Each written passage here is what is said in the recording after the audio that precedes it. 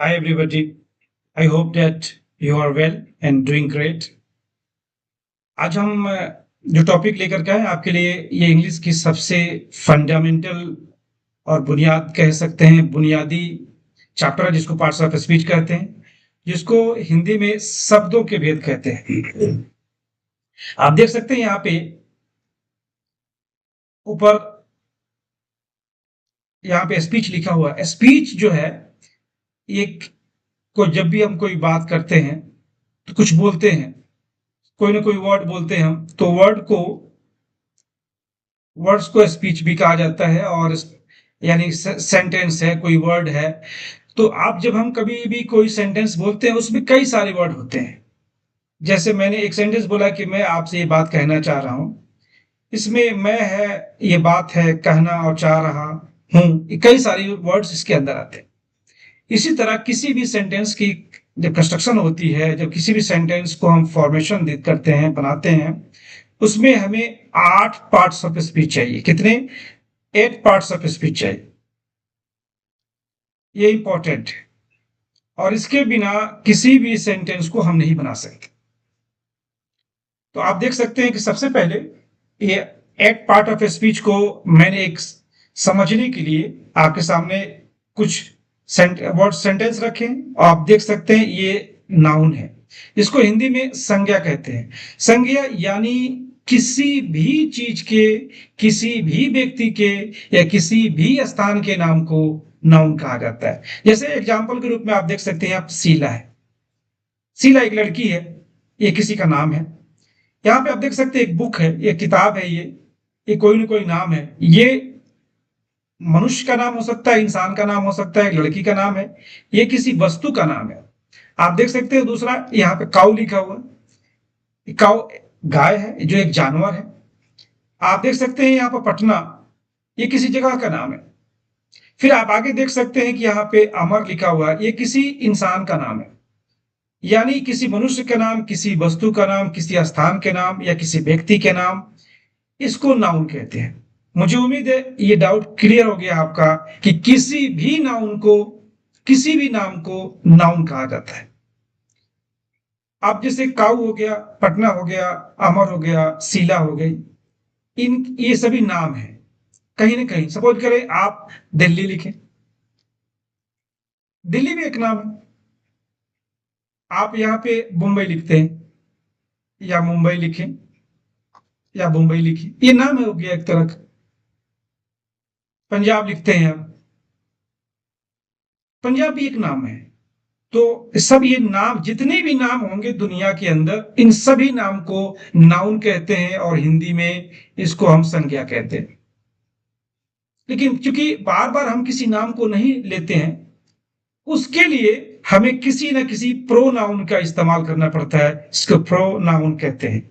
यानी नाउन के बदले में, नाउन के स्थान पर जो जिस शब्द का इस्तेमाल होता है उसे हम प्रोनाउन कहते हैं। सपोज करें शीला है, हम ये लिखते हैं कि Sheela is reading a book, Sheela एक किताब पढ़ रही है। तो बार बार अगर शीला के बारे में हमें एक कहानी लिखनी हो तो बार बार हम शीला तो नहीं लिखेंगे।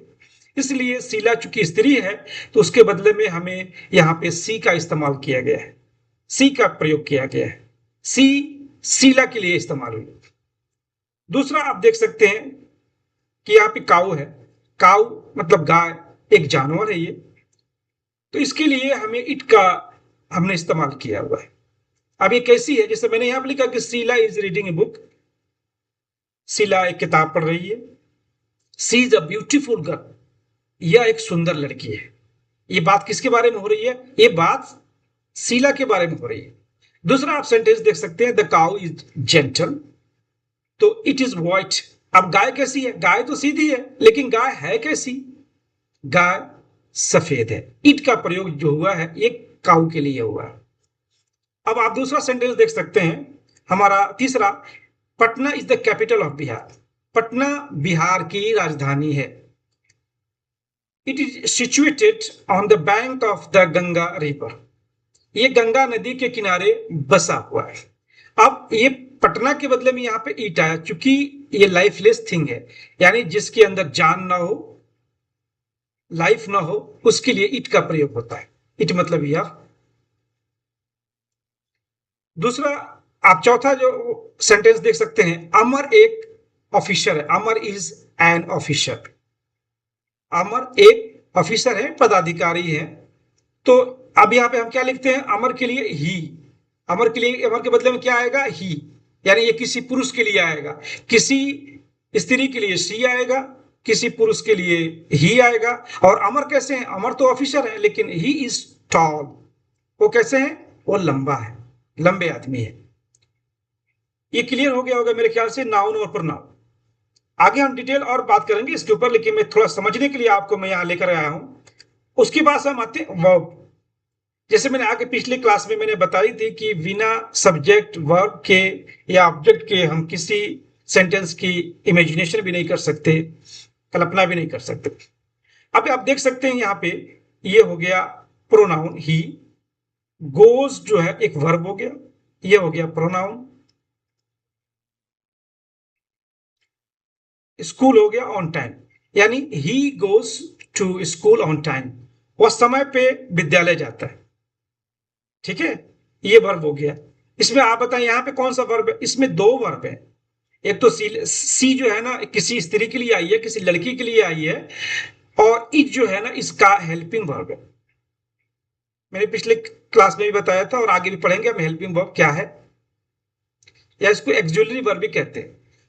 इसमें एक और वर्ब है डांसिंग, ये भी एक वर्ब है जिसको मेन वर्ब कहते हैं। ये मेन वर्ब है, या इसको प्रिंसिपल वर्ब भी कहते हैं। आप देख सकते हैं यहाँ पे आई एक प्रोनाउन है, हैव एक वर्ब है, और ईटन भी एक वर्ब है। ये जो है आई बीटन, ये प्रेजेंट परफेक्ट का टेंस है। आई हैव ईटन, मैंने खाना खा लिया है। ठीक है, फिर यहाँ पर आप देख सकते हैं, यानी यहाँ पे इसमें दो वर्ब है ये। फिर आप यहाँ देख सकते हैं, I have been learning English for 2 months, मैं 2 महीने से अंग्रेजी सीख रहा हूं। तो यहाँ पे ए भी वर्ब है, ए भी वर्ब है, क्योंकि बी ई एन जी में लगा हुआ है, बीन के साथ ए भी वर्ब है। इसमें तीन तीन वर्ब आए हैं, क्योंकि ये कंटिन्यूअस है, प्रेजेंट परफेक्ट कंटिन्यूअस है, इसलिए आई हैव बीन लर्निंग आ गया है। यहाँ पे ये ऑब्जेक्ट हो गया फॉर 2 years, ये इसके आर एम बोल सकते हैं इसको, यानी रिमेनिंग मैटर बोल सकते हैं या कंप्लीमेंट बोल सकते हैं। हम ज्यादा इस पे फोकस नहीं करेंगे, मेरा पर्पस है कि आपको ये बताना कि इसमें सब्जेक्ट है और ये प्रोनाउन है, ये वर्ब है, ये भी वर्ब है, यानी ये तीनों वर्ब है ये। ठीक है, तो इसको वर्ब कहते हैं। जैसे गो हो गया, वेंट हो गया, सिट सिट हो गया, वॉक हो गया, लर्न हो गया, यानी जाना, ये पास्ट फॉर्म हो गया, वी वी का टू हो गया, बैठना ये V1 हो गया, टहलना हो गया, सीखना हो गया, यहाँ पे जाना हो गया। ये सारी जो है ना, यानी जिस वर्ड्स के साथ आपको जाना, जिस वर्ड में ना जुड़ा हुआ रहे, समझ जाइएगा कि वो इन्फिनेटिव है। इसको बोलते हैं ना, इसीलिए हम लिखते हैं टू वॉक, टहलना, इसको बोल लिखते हैं टहलना, यानी ये ऑलरेडी इन्फिनेटिव में होता है। यानी इसको वर्ब का फर्स्ट फॉर्म भी बोलते हैं, इसको वर्ब का बेस फॉर्म भी बोलते हैं, इसको इन्फिनेटिव भी बोलते हैं। अब जैसे जैसे ही, चूंकि इसका मेन वर्ब का फॉर्म है, जैसे जैसे सेंटेंस आगे की तरफ बढ़ता जाता है, उसकी जो है टेंस के हिसाब से वर्ब जो है चेंज होता रहता है। तो ये सारे वर्ब है। जैसे इसमें क्लियर हो गया, ये प्रोनाउन हो गया, ये वर्ब हो गया, ये प्रीपोजिशन है, इस पर मैं बात नहीं करूंगा ज्यादा, ताकि आगे पढ़ेंगे हम इस पे। ये आपका ऑब्जेक्ट हो गया। तो किधर जा रहा है, स्कूल जाता है, कब, टाइम पे जाता है। तो ये एक वर्ब हो गया। मुझे उम्मीद है क्लियर हो गया होगा। अगर जो भी डाउट है आप मुझे कमेंट करें, मुझे कमेंट बॉक्स में पूछें, हम उसके हिसाब से और भी एक्सप्लेन करेंगे आपको, जहां कहीं भी आपको डाउट हो। आगे हम बढ़ते हैं एडजेक्टिव की तरफ।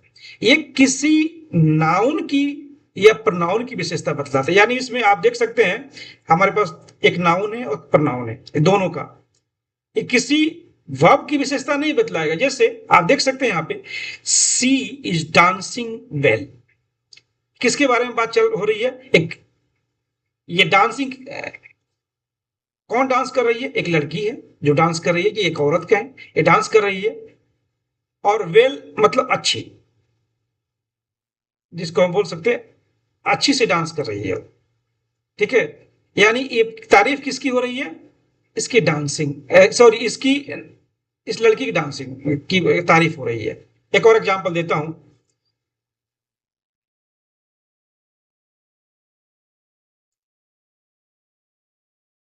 ही स्पीक्स वेल, वो अच्छा बोलता है। अब किसकी तारीफ हो रही है? उस इंसान की, उस लड़की की तारीफ हो रही है। जैसे मोहन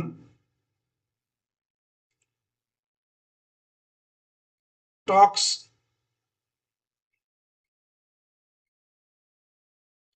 फ्लुएंटली। अब ये किसकी बात हो रही है? Mohan talks fluently. मोहन कैसी बात करता है? तो तेजी से बात करता है। ये एडवर्ब हो गया, ये एडजेक्टिव नहीं है, ध्यान रखिएगा इसका। एक और एग्जांपल मैं आपको देता हूं। जैसे अमर इज प्लेइंग पियानो वेल। अमर जो है अच्छा पियानो बजाता है। तारीफ किसकी हो रही है? अमर की हो रही है। यानी अमर जो है नाउन हो गया। यानी कोई नाउन हो या प्रनाउन हो, उसी की विशेषता बतलाता है क्या? एडजेक्टिव। आप देख सकते हैं यहाँ पे, दे आर हैप्पी। कौन? कोई ना कोई है जो लोग खुश हैं, कोई इंसान है, कोई पुरुष है। ठीक है। The old man, sorry, the old woman is sad. बूढ़ी औरत मायूस है, उदास है। आप देख सकते हैं ये बात किसकी हो रही है? सैडनेस किसकी है? तो इस बूढ़ी औरत की है। यानी एक बूढ़ी औरत कौन है? ये एक प्रनाउन है, एक प्रोनाउन है ये इसकी तारीफ हो रही है। यानी मैंने कहा कि जो वर्ड नाउन या प्रनाउन की विशेषता बतलाता है, क्वालिफाई करता है, उसको एडजेक्टिव कहते हैं। दूसरा आप सेंटेंस देखिएगा कि there was a poor farmer in my village. यहां पे मेरे गांव में एक गरीब किसान था। अब पुअर किसके बारे में आया है? किसान के बारे में। किसकी बात हो रही है? किसान के बारे में। ये पुअरनेस जो है, इसकी जो पॉवर्टी है, ये किसके बारे में बताया जा रहा है? किसान के बारे में। ये बात किसान के बारे में हो रही है। एक और देख सकते हैं आप, लता स्टॉल। छोटा सेंटेंस है एक, कि लता लंबी है। लता कैसी है? लंबी है। किसकी बात हो रही है? ये लता की बात हो रही है। जैसे आप यहां पे देख सकते हैं, ऊपर के सेंटेंस में था कि the cow is gentle. Gentle मतलब होता है नेक, सीधी। अब ये एक किसकी तारीफ हो रही है? गाय की हो रही है। गाय कैसी है? सीधी है। तो मुझे लगता है कि ये कंसेप्ट आपका क्लियर हो गया होगा कि नाउन किसे कहते हैं, प्रोनाउन क्या है, वर्ब क्या है, एडजेक्टिव क्या है। इसके आगे हम वीडियो में आपको बताएंगे। आगे जो हमारी एक्सप्लेनेशन होगी उसमें कि इसका डेफिनेशन क्या है। एक समझने के लिए मैंने आपको बताया कि नाउन किसे कहते हैं। किसी भी नाम को नाउन कहते हैं, चाहे वो इंसान हो या जानवर हो, पहाड़ हो, नदी हो, तालाब हो, दरख्त हो, पेड़ हो, कुछ भी हो, रोड हो, सभी नाम नाउन है। और उनके बदले में जिस प्रोनाउन का प्रयोग होता है उसे हम प्रोनाउन कहते हैं। और वर्ब, जो कुछ काम होता है उसको हम वर्ब कहते हैं। जैसे टहलना, खेलना, दौड़ना, भागना, हंसना, मारना, रोना, हंसना, ये सारे जो है ना जो आपकी आ रही है, ये सारे वर्ब होते हैं। बेसिक अंडरस्टैंडिंग के लिए मैंने बताया। बाकी कितने तरह के वर्ब होते हैं ये आगे के हमारे क्लासेस में आप सीखते जाएंगे वन बाय वन, ताकि आपका कंसेप्ट क्लियर होना चाहिए। मेरा ये थॉट है। आप विशेषता जो बतलाने वाली बात है, विशेषता किसकी बतलाते हैं? वो लंबा है, वो काला है, वो गोरा है, वो तेज दौड़ता है, वो हंसता है, वो अच्छा से पढ़ता है। इसके अंदर जो उस इंसान की विशेषता बतलाया जाता है, कि यानी किसी नाउन या प्रनाउन की विशेषता बतलाया जाता है। वो कैसा दौड़ता है? तो धीरे धीरे। वो उसके दौड़ने की बात हो रही है। एडजेक्टिव एक अलग है, एडवर्ब और अलग है। हम आगे एडवर्ब के बारे में भी बात करेंगे। लेकिन एडजेक्टिव किसी नाउन या प्रोनाउन की विशेषता बतलाता है। जैसे मैंने यहाँ पे लिखा कि लता कैसी है जी? लंबी है। रेखा कैसी है?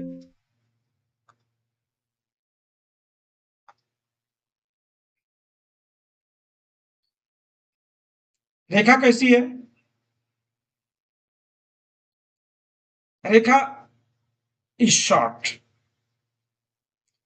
रेखा छोटी छोटी, तो इसलिए ये किसकी विशेषता बतला रहा है? रेखा की विशेषता बतला रहा है। Thank you very much watching my YouTube channel.